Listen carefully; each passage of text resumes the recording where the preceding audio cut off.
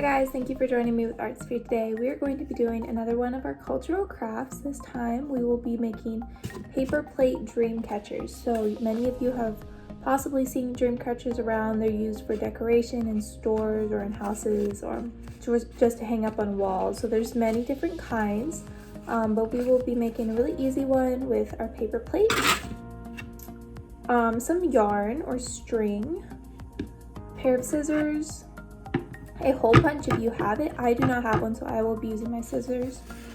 You're gonna need a pen or a pencil, and then I have some construction paper, but you could also use feathers or beads or glitter, anything other that you want to hang down from your dream catcher that we'll talk about later.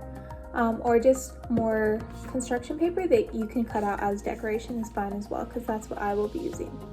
So to start, we are going to cut the ring out of our paper plate. So we want an open hole. We're gonna cut the middle out.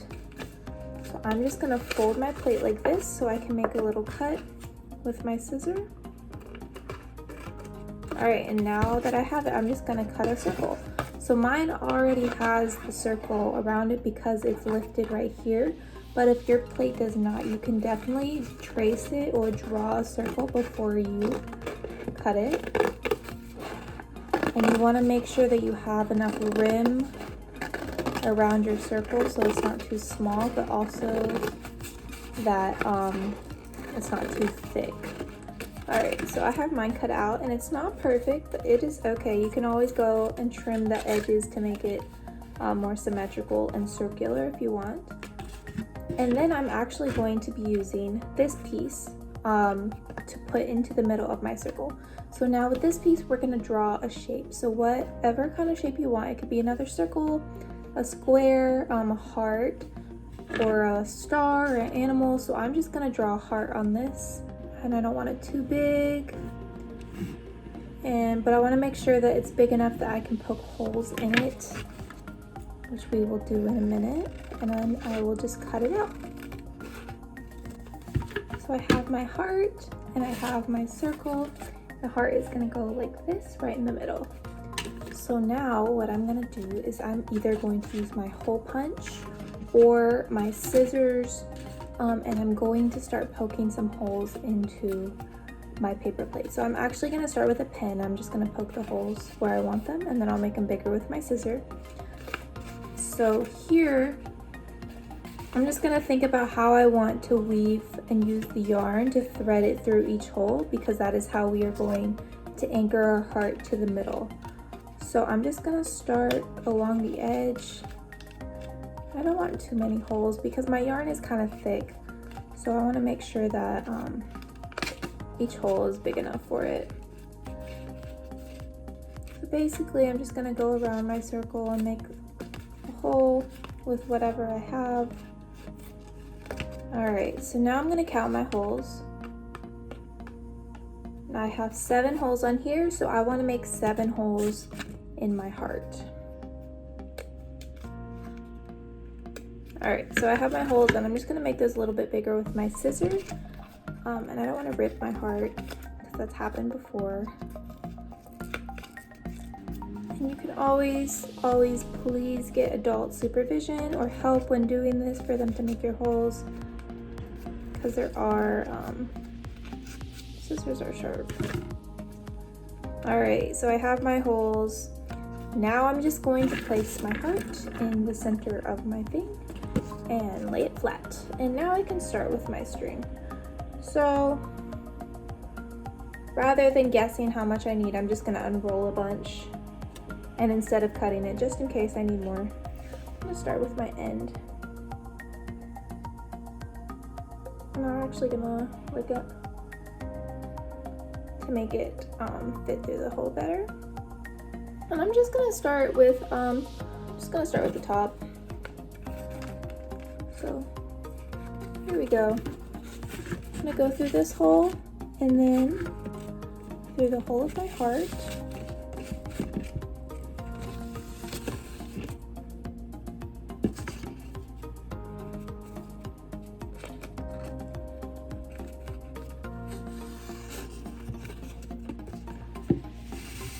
and pull a good amount through, because this is what I'm going to be using to thread through the rest of it. So I want to make sure that I have enough. Then from here, I'm just gonna go to the next hole and thread it through. So we're kind of just weaving through this. Make sure it's not getting tangled. And it makes it easier if the holes you have do match up with the ones in your heart or shape in the middle, because then it'll make it easier and more symmetrical. But you can also weave this around any way that you want, so it doesn't have to be in order. It can be crisscross, it can be all over the place. Whatever you want your dream catcher to look like is up to you. Alright, so I'm about halfway done. Here we have what is starting to be my dream catcher. Just a couple more holes to thread through. If your string is becoming unraveled in the end, you can always cut off the very tip of it and restart with a fresh end. So mine is becoming unraveled, and I'm just going to snip the end off so that I have a less unraveled end, and it will go through my holes easier.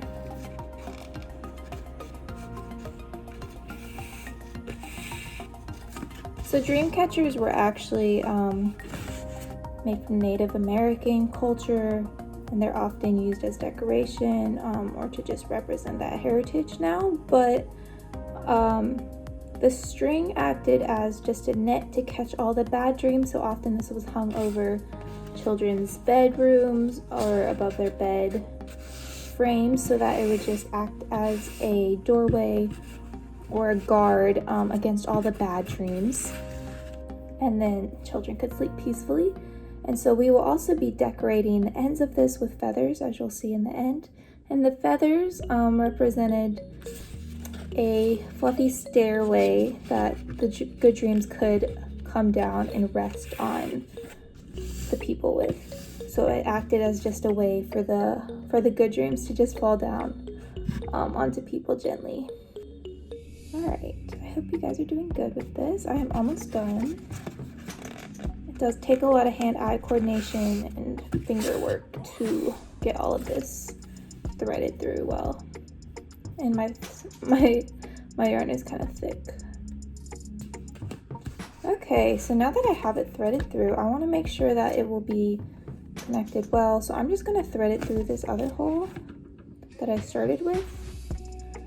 Again, it'll fit hopefully.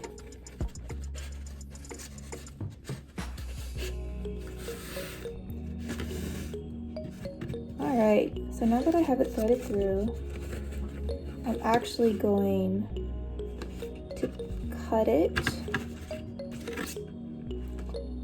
and then I'm just going to tie a knot in the back so that it cannot get loose.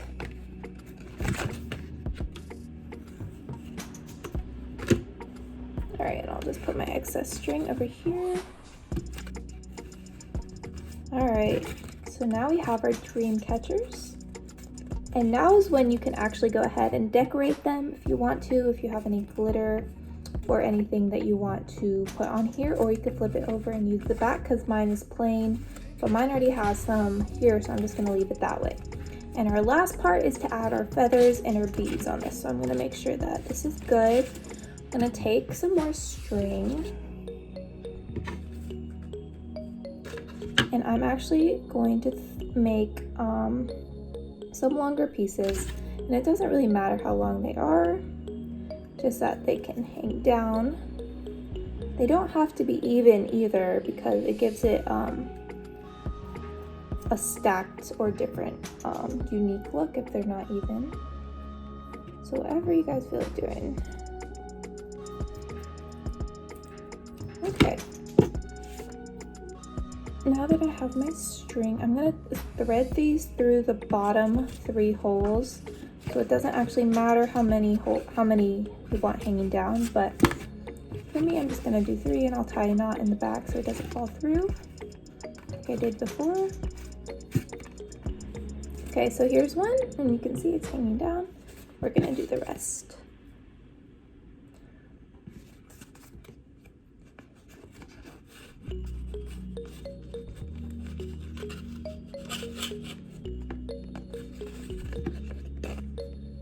All right, now we have two, and I'll do my last one. All right, now I have my three hanging down, if you can see it. They're not even, this one's shorter. And now I'm just going to add, if you have feathers or beads, now would be the time to tie those onto the end to make your little fluffy ladder going down. But if you don't, like me, we're gonna draw it with construction paper. So a feather is just basically a long curved line. They don't have to be very fancy. Almost looks like a leaf. So I drew my feathers. Just gonna cut those out. Obviously you can draw on the details or make them more realistic looking. All right. So I have my feathers, and I'm just going to make another hole again in the middle. Make sure my yarn can fit through and string my yarn through those. I'm just gonna tie it on. All right, so now I have my dream catcher. I have my feathers tied on. You guys can always add more, they're a little bit sad, but basically the main thing was this, and then whatever decorations you want to add on the bottom right here. But just remember, as you're making these, that this is to catch all your good dreams, your good thoughts, and we want to catch all the bad ones in a net and just not think about those and keep those away, because that will bring just a lot of negative energy with that. But here we have our dream catchers. I hope you guys didn't have too much trouble with that and following along. If you like this project, please share it with Love Artsphere Inc. or email us at info@artsphere.org, and we would love to see your projects. So I hope you guys have an awesome day. Thank you.